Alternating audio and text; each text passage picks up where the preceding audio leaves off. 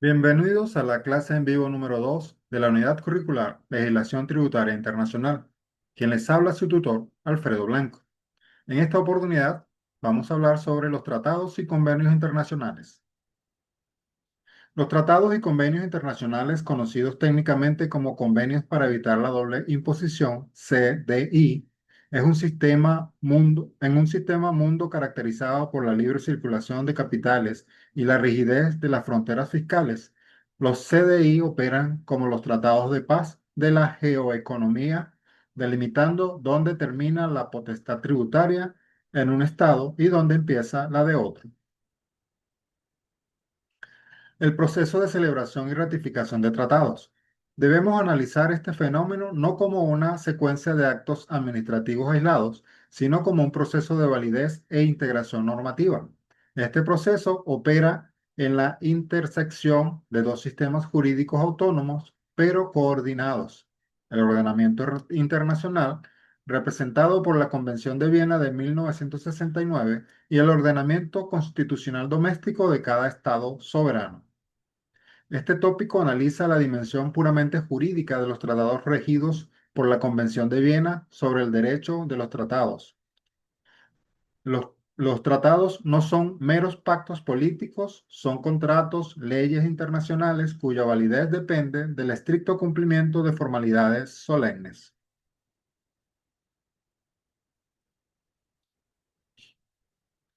Las fases del interprocesar internacional e interno. La creación de un tratado es un acto bifásico. Comienza en el plano internacional clásico y se traslada temporalmente al plano constitucional interno para someterse a control de los poderes públicos, antes de regresar definitivamente al plano global. Negociación y adopción de texto. La negociación es la fase de debate material donde se consolida el objeto, el fin y el clausulado del tratado. La doctrina de los plenos poderes, artículo 7 de la Convención de Viena, representa el control de legitimidad. No cualquier funcionario puede obligar al Estado. Se requiere la presentación de un documento formal, plenos poderes, emanado de la autoridad competente. La Convención de Viena exime de este requisito a los jefes de estados, jefes de gobierno y ministros de Relaciones Exteriores debido a su representatividad institucional intrínseca. La adopción fija el texto definitivo. En foros multilaterales, la regla general de las dos terceras partes evita que un solo estado bloquee el consenso. La autenticación establece que el texto es correcto y definitivo, cerrando la fase de redacción. Las firmas y sus efectos interinos. Existe una confusión doctrinal común al equiparar la firma con la obligación definitiva. En los tratados solemnes, la firma es un acto intermedio. El efecto de buena fe. Artículo 18 de la Convención de Viena. Aunque la firma no activa la exigibilidad de las obligaciones de fondo, el Estado firmante queda sujeto a una restricción procesal internacional. No puede realizar actos que frustren el objeto y el fin del tratado antes de su entrada en vigor. Es una manifestación del principio de confianza legítima. Aprobación legislativa interna. Esta es la fase de control constitucional indispensable en los estados republicanos y democráticos para mantener el equilibrio de poderes. Dado que la conducción de la política exterior recae en el poder ejecutivo, la aprobación legislativa funciona como un contrapeso. El Congreso o Parlamento examina si las obligaciones asumidas violan la Constitución o afectan los derechos fundamentales de los ciudadanos. Naturaleza del acto. El legislativo dicta una ley de aprobación o un decreto legislativo según el diseño constitucional. Esta ley no modifica el tratado. El Parlamento no puede cambiar el texto unilateralmente, sino que autoriza formalmente al Ejecutivo para que proceda a obligar al Estado en el plano internacional. Ratificación, adhesión o depósito. Es el acto jurídico e institucional definitivo que consolida el consentimiento del Estado. Animus obligandi. Diferencia técnica. La ratificación la realiza el Estado que negoció y firmó originalmente. La adhesión es el mecanismo procesal mediante el cual un Estado que no participó en la negociación inicial decide formar parte del tratado ya existente. En los tratados multilaterales, la ratificación se perfecciona al depositar el instrumento ante un tercero, la Secretaría General de la ONU, un Estado designado o un organismo internacional, momento en el cual se computan los plazos para la entrada en vigor global. El bloque de constitucionalidad y la tensión entre monismo y dualismo. La incorporación del tratado en el ordenamiento interno abre el debate sobre la jerarquía normativa. Tesis monística Kelsen sostiene que el derecho internacional y el derecho interno forman un único sistema jurídico unificado. En su versión radical monismo internacionalista, el tratado se integra automáticamente y posee supremacía jerárquica sobre las leyes nacionales e incluso sobre la Constitución. Tesis dualista, Trieper-Ancelotti postula que el derecho internacional y el derecho interno son dos sistemas independientes, con fuentes y sujetos distintos. Para que un tratado tenga validez interna requiere un acto de transformación, una ley nacional que copie y pegue el contenido del tratado en el derecho doméstico. El pilar dogmático, la coerción del pacta sunt servanda y el blindaje del artículo 27. El andamiaje de la Convención de Viena de 1969 se sostiene sobre la rigidez de su artículo 26, pacta sunt servanda, pero su verdadero brazo ejecutor es el artículo 27. El artículo 27 establece una prohibición procesal absoluta. Un Estado parte no puede invocar las disposiciones de su derecho interno, incluyendo su legislación civil, mercantil, laboral o procesal, como justificación para el incumplimiento de una obligación convencional. El choque con la soberanía interna. Esto genera una tensión dialéctica permanente. Si un tribunal civil interno dicta una sentencia aplicando una ley nacional que contradice un tratado vigente, el Estado incurre de inmediato en responsabilidad internacional por hecho ilícito. La exigencia de adecuación legislativa activa. Para evitar este escenario de responsabilidad, el Estado tiene el deber de adecuar su normativa interna a través de dos mecanismos: derogación y modificación directa. El Parlamento debe adecuar, suprimir o reformar aquellas leyes o códigos que colisionen con las nuevas obligaciones del tratado. Armonización procesal. Los jueces y operadores jurídicos nacionales deben aplicar el control de convencionalidad, una herramienta interpretativa que obliga a contrastar las normas internas con los tratados internacionales vigentes, asegurando que la aplicación del derecho doméstico no termine vaciando de contenido los compromisos internacionales de la República. Tratados de libre comercio y bloques económicos. Los tratados de libre comercio no son simplemente acuerdos de reducción de impuestos aduaneros, son instrumentos de reingeniería estructural que modifican el flujo global de mercancías, redefinen las cadenas de valor y reconfiguran los límites de la soberanía estatal. Los tratados de libre comercio y los procesos de integración regional reconfiguran las fronteras económicas mediante el desmantelamiento de barreras arancelarias y no arancelarias, operando bajo las excepciones permitidas por la Organización Mundial del Comercio, específicamente el artículo 24 del GATT.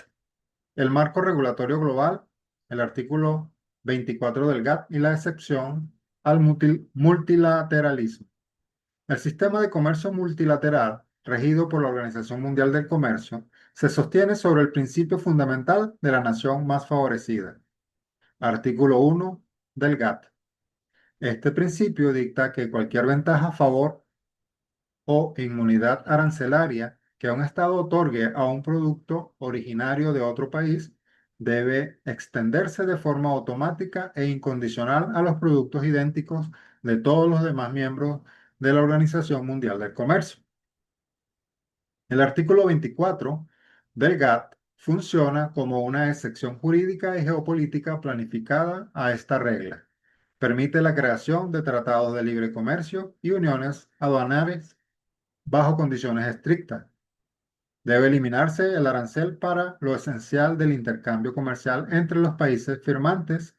No se puede elevar las barreras comerciales frente a terceros países que queden fuera del bloque. Esta excepción reconoce que la integración regional, aunque es discriminatoria por naturaleza, puede actuar como un motor para la liberación del comercio global. Profundización de los mecanismos técnicos. Para que un bloque económico opere con eficacia y previsibilidad, sin dar espacio al fraude aduanero o la competencia desleal, los estados deben diseñar un sofisticado instrumento normativo, reglas de origen y la prevención de la triangulación. Dado que un tratado de libre comercio reduce los aranceles solo para los bienes producidos dentro del bloque, las reglas de origen funcionan como la aduana conceptual del acuerdo. Si un tercer país, por ejemplo China, desea exportar a Estados Unidos, aprovechando las ventajas del USMCA, podría intentar enviar sus piezas a México para un ensamblaje mínimo y luego cruzarlas libre de aranceles. Esto es lo que se conoce como triangulación comercial. Para evitarlo, el derecho comercial internacional utiliza metodologías de verificación técnicas precisas. Salto arancelario. Exige que los insumos importados de fuera del bloque sufran una transformación tan profunda dentro del territorio de los países que el producto final califique en una partida arancelaria, código del sistema armonizado, completamente distinta a las de sus componentes originales. Valor del contenido regional. Exige que un porcentaje mínimo del valor total del producto, medido mediante el método de costo neto o de valor de transacción, sea resultado directo de mano de obra, insumos o procesos realizados dentro de la región. El incumplimiento de este umbral despoja automáticamente al bien del trato arancelario preferencial. Programas de desgravámenes arancelaria y canasta de sensibilidad. La apertura comercial inmediata de todos los sectores de la economía provocaría un choque asimétrico destructivo. Por ello, las desgravaciones arancelarias se estructuran como cronogramas dinámicas plurianuales. Las mercancías se distribuyen en canastas de desgravación. Ejemplo, canasta A, eliminación inmediata, canasta B, a 5 años, canasta C, a 10 años. Los sectores altamente sensibles o estratégicos para la economía local, como el sector agrícola o automotriz, se ubican en los plazos más largos para permitir una reconversión industrial progresiva antes de enfrentar la competencia directa del mercado abierto. Barreras no arancelarias. A medida que los aranceles tradicionales caen hacia el 0%, los estados recurren con frecuencia a las barreras no arancelarias como mecanismos de defensa comercial encubiertos. Los acuerdos modernos deben contener este fenómeno mediante capítulos específicos. Medidas sanitarias y fitosanitarias. Regulaciones destinadas a proteger la vida humana, animal o vegetal frente a plagas o contaminantes. El Tratado de Libre Comercio exige que estas medidas tengan un estricto sustento científico y no se utilicen de manera arbitraria para bloquear importaciones competidoras. Obstáculos técnicos al comercio. Exigencias de etiquetado, normas técnicas de seguridad, empaque o certificaciones de calidad que, si se diseñan de forma desproporcionada, actúan como aranceles invisibles, pero letales para los exportadores de otro estado. El impacto en la soberanía económica. La firma de un tratado de libre comercio de última generación implica una transformación radical del concepto clásico de soberanía. El Estado ya no solo renuncia a la recaudación fiscal aduanera, cede de manera voluntaria importantes parcelas de su autonomía política y regulatoria. Pérdida de la política comercial unilateral. El Estado pierde la capacidad de utilizar los aranceles como herramientas de política macroeconómica coyuntural o para proteger industrias estratégicas en momentos de crisis. Su política aduanera queda indexada al texto inalterable del tratado. Restricciones a la política de subsidios y compras públicas. Los tratados modernos prohíben que los estados otorguen subsidios discriminatorios que distorsionen la competencia o que favorezcan exclusivamente a los proveedores nacionales en las licitaciones públicas del gobierno, obligando a dar trato nacional a las corporaciones del bloque. La dialéctica de las industrias nacionales. El impacto material sobre el aparato productivo interno se rige por una tensión dialéctica insoslayable entre entre dos efectos contrapuestos. El efecto virtuoso, eficiencia e integración. La destrucción de las barreras arancelarias inserta a la industria local en las cadenas globales de valor, al permitir que la importación de bienes de capital, tecnología e insumos intermedios a un costo sustancialmente menor. Los sectores exportadores nacionales aumentan su competitividad internacional. Paralelamente, el consumidor doméstico se beneficia de un aumento en la oferta de bienes, una reducción de precios por presiones de mercado y una mayor calidad. La competencia extranjera actúa como un incentivo forzoso para la innovación y la erradicación de los monopolios internos ineficientes. El efecto devastador. La contrapartida de la apertura es la exposición de los sectores de baja productividad a la competencia asimétrica de corporaciones transnacionales que operan con economías de escala inalcanzables para las empresas locales o que provienen de estados con subsidios estructurales velados. Si el proceso de degradación no es acompañado por políticas estatales activas de financiamiento, educación técnica e infraestructura logística, el Tratado de Libre Comercio puede provocar la quiebra masiva de pequeñas y medianas empresas, pymes, la desindustrialización de sectores tradicionales y la precarización del mercado laboral agrícola, profundizando la dependencia de la economía nacional de la mera exportación de materias primas o de ensambles de bajo valor agregado. Convenios para evitar la doble imposición. Los convenios para evitar la doble imposición han dejado de ser meros instrumentos de promoción de inversiones para convertirse en complejos mecanismos de fiscalización y asignación de soberanía tributaria en la era de la economía digital y desmaterializada. Este es el pilar de mayor relevancia práctica en la asesoría legal corporativa actual. Los convenios de doble imposición operan como asignadores de potestad tributaria para evitar que la renta transfronteriza sea castigada por dos administraciones fiscales distintas o, por el contrario, escape sin tributar en ninguna. Modelo OCDE frente al modelo 1. La negociación de un convenio de doble imposición es un juego geoeconómico de suma cero.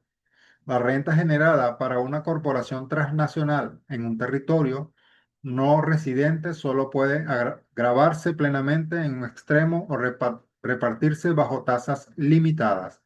Esto ha consolidado dos visiones doctrinarias antagónicas.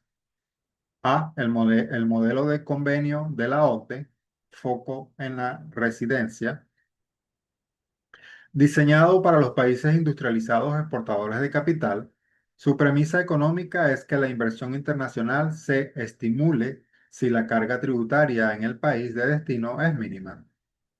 Mecanismo. Restringe agresivamente los derechos de imposición del Estado de la fuente. Exige niveles de presencia física extremadamente rigurosos para permitir la tributación local y reduce o elimina las retenciones en la fuente sobre dividendos, intereses y regalías. La riqueza fluye de regreso al estado donde reside la casa matriz, centralizando allí la recaudación. B. El modelo de convenio de la ONU. Pensado para los países en desarrollo que operan principalmente como receptores netos de inversión extranjera directa. Su premisa es de justicia fiscal. El Estado que provee el mercado, la infraestructura y los recursos naturales tiene el derecho primario de gravar la riqueza allí producida. Mecanismo. Amplía la potestad del Estado de la fuente. Sus cláusulas permiten retenciones fiscales más elevadas sobre las rentas pasivas y reducen los umbrales temporales para que las actividades extranjeras queden sujetas a los impuestos locales. El establecimiento permanente. El concepto de establecimiento permanente, regulado en el artículo 5 de ambos modelos, es la institución procesal sustantiva más importante de la fiscalidad internacional. Funciona como un umbral de sujeción. Una empresa no residente no puede ser sometida al impuesto sobre la renta empresarial del país de la fuente, a menos que su actividad económica alcance el estatus de establecimiento permanente. Tipologías y clásicas y modernas del establecimiento permanente. El establecimiento permanente del lugar fijo, la existencia de una sede de dirección, sucursal, oficina, fábrica, taller o lugar de extracción de recursos naturales, minas o pozos petroleros, requiere un elemento de permanencia temporal y vinculación espacial con el suelo de la fuente. Forum Rei Citae. Establecimiento permanente de construcción. Las obras de edificación, proyectos de construcción o instalación. El modelo OCDE exige que la duración exceda los 12 meses para considerarse establecimiento permanente, mientras que el modelo ONU reduce este umbral a 6 meses, otorgando al país receptor un derecho de cobro mucho más rápido. El establecimiento permanente de agencia o dependiente configurado cuando una persona física o jurídica actúa en un estado por cuenta de una empresa extranjera y ostenta y ejerce habitualmente facultades para concluir contratos en nombre de la empresa. El desafío de la economía digital. El concepto tradicional de establecimiento permanente se diseñó para una economía física, ladrillos y cemento. En la actualidad, las corporaciones tecnológicas operan en mercados nacionales de forma masiva sin necesidad de infraestructura material, presencia digital significativa. Esto ha forzado la creación del Pilar 1 y Pilar 2 del marco inclusivo de la OCDE G20, redefiniendo el nexo tributario para asignar potestades impositivas basadas en el lugar donde se encuentran los usuarios y consumidores más allá de la presencia física. Transparencia fiscal. La arquitectura de los convenios de doble imposición contemporáneos complementa la asignación de rentas con el blindaje de la recaudación mediante el intercambio de información activa, artículo 26. El derecho tributario internacional civil ha transitado de la opacidad soberana a la transparencia multilateral obligatoria. El estándar común de reporte, sistema global de intercambio automático de información sobre cuentas financieras. Las instituciones financieras de los estados firmantes están obligados a reportar las cuentas de sujetos no residentes a su administración fiscal local, la cual reenvía automáticamente esos datos al fisco del país de residencia del titular de la cuenta. El Plan de Acción BEPS, la estrategia global para combatir la erosión de la base imponible y el traslado de beneficios, BEP ataca las asimetrías híbridas, utilizar diferencias entre los legisladores para deducir un gasto dos veces y la manipulación de los precios de transferencia, pactar precios artificiales entre empresas del mismo grupo económico para desviar las utilidades a jurisdicciones de nula o baja imposición. El equilibrio de intereses.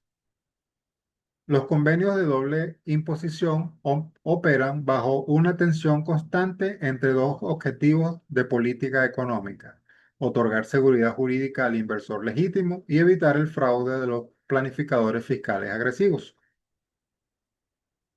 Mecanismos de alivio al contribuyente. Para evitar la doble imposición jurídica, que dos estados graben el mismo sujeto por la misma renta, el convenio obliga al estado de residencia a aplicar métodos de neutralización. Artículo 23.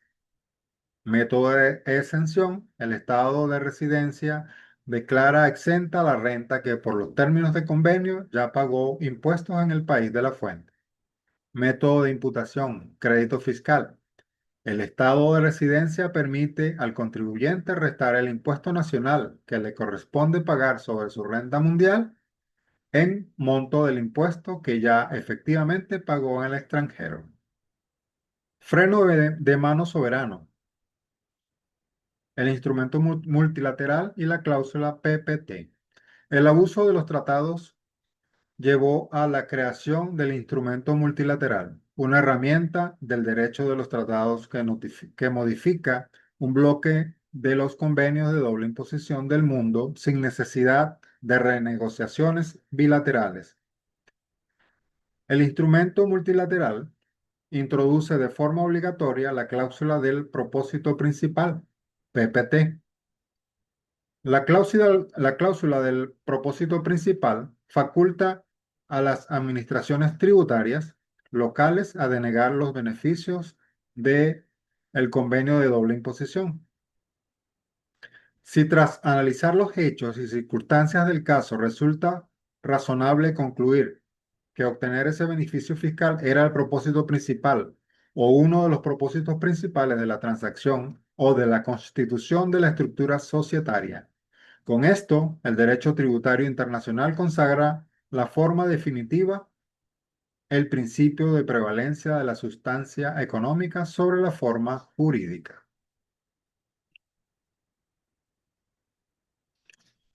Sistema de soluciones de controversias internacionales.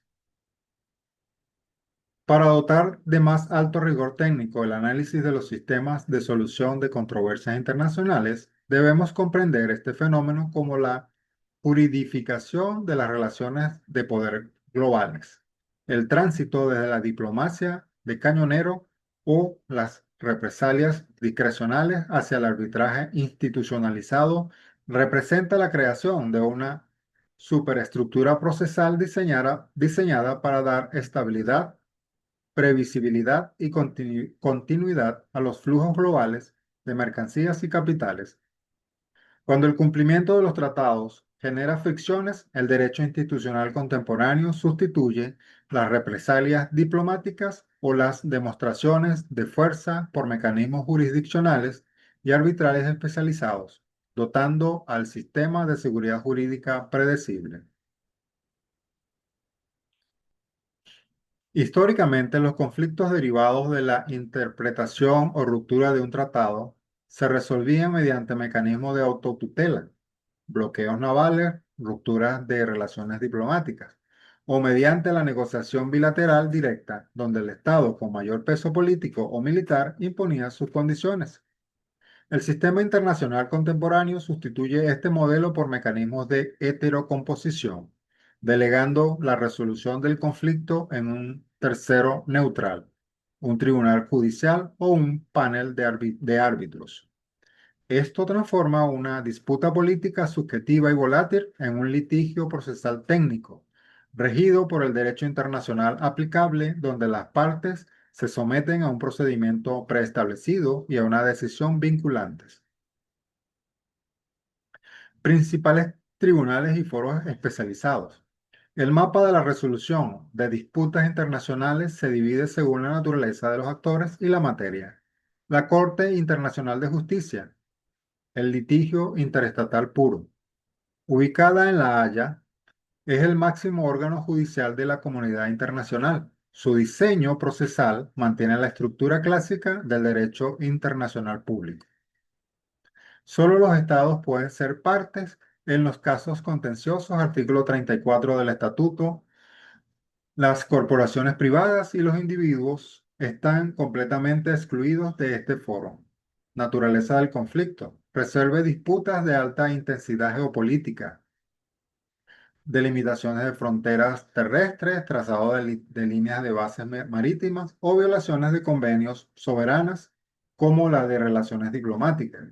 Su competencia es voluntaria. Los estados deben haber aceptado su jurisdicción mediante una cláusula compromisoria en un tratado, una declaración unilateral o un acuerdo especial. El órgano de soluciones de diferencias. El sistema de la Organización Mundial de Comercio es el motor regulador del comercio global. Cuando un Estado miembro considera que las políticas aduaneras o regulatorias de otro Estado violan los acuerdos del GATT o el TLC, Tratado de Libre Comercio, activa el procedimiento ante el OSD, órgano de soluciones de diferencias. El procedimiento por paneles. La disputa se somete a un panel de tres expertos independientes en comercio internacional. El panel emite un informe sustantivo con determinaciones jurídicas. El mecanismo de coacción. A diferencia de la justicia civil doméstica, donde un tribunal puede usar la fuerza pública para ejecutar un fallo, el OSD opera mediante la legalización de represalias. Si el Estado infractor se niega a adecuar su legislación al dictamen del panel, el OSD autoriza al Estado afectado a suspender concesiones comerciales. Por ejemplo, al imponer aranceles de castigo a los productos estrella del infractor hasta lograr el equilibrio económico. El CIADI, el Centro Internacional de Arreglo de Disputas Relativas a Inversiones, Convenio Washington de 1965, introdujo la mutación procesal más revolucionaria del siglo XX, al romper el monopolio del Estado en el derecho internacional. Bajo las reglas de la geopolítica clásica, si una empresa extranjera era expropiada por un gobierno, dependía de que su estado de origen asumiera su defensa mediante la protección, lo que convertía el caso en una disputa Estado contra Estado. El CIADI elimina este intermediario político. El inversor privado, persona natural o jurídica, puede demandar directamente al Estado receptor de la inversión ante un tribunal arbitral ad hoc. Las cláusulas de protección sustantiva. Las demandas en el CIADI usualmente no se fundan en contratos, sino en las violaciones a los tratados bilaterales de inversión. Los inversores alegan la violación de estándares internacionales como el trato justo y equitativo que protege la confianza legítima frente a cambios regulatorios abruptos, o la expropiación indirecta, medidas legislativas o administrativas que sin quitar el título de propiedad vacían de valor económico la inversión. El impacto estratégico y la ejecución forzosa.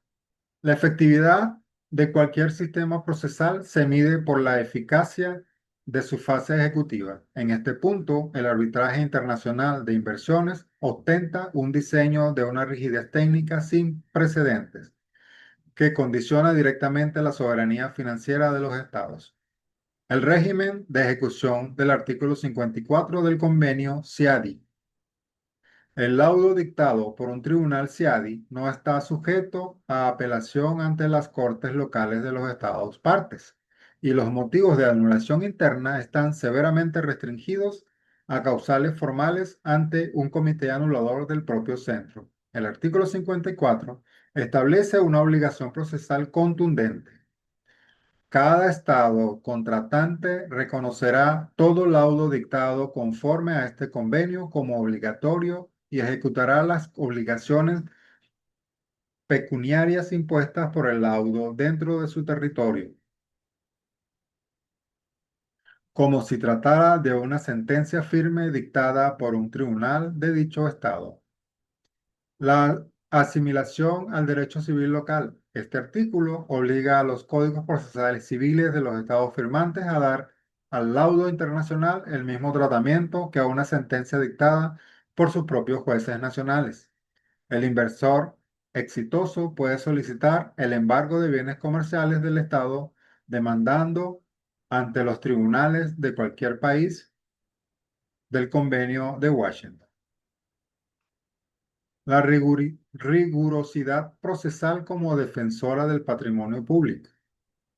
Frente a esta realidad, los estados se ven obligados a abandonar las respuestas políticas y a profesionalizar sus defensas jurídicas.